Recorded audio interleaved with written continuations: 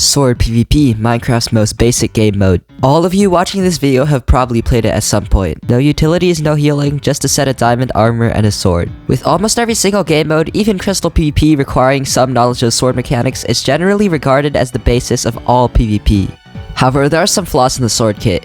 Many kits that are sword based also have potion effects or healing, and the sword kit's diamond. When using netherite, you take reduced knockback. Regular sword PvP also doesn't account for environmental conditions such as fighting on ice or underwater. And so, to account for those flaws in the regular sword PvP tier list, I'll be testing in every sword mode. The kits I'll be testing in are speed, OP, netherite sword, ice sword, and of course regular sword PvP. First game mode I'll be testing in is netherite sword. This is quite similar to regular sword except it has netherite armor and for some reason a couple of gaps.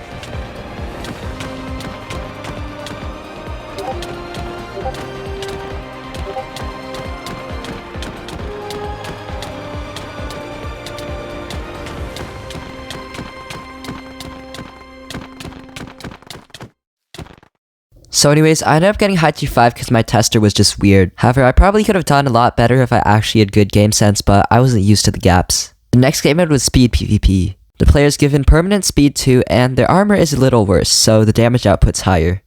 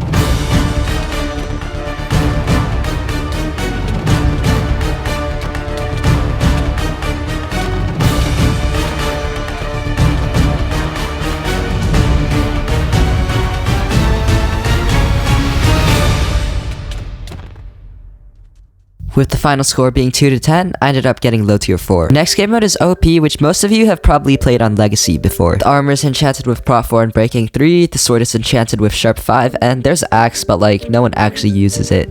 In the player's offhand is 5 gaps. So this is essentially sword, but it does add game sense in the healing factor. Unfortunately, I was lagging at the start of my test, and my tester started lagging right after I finished lagging, so the entire test was laggy for both of us.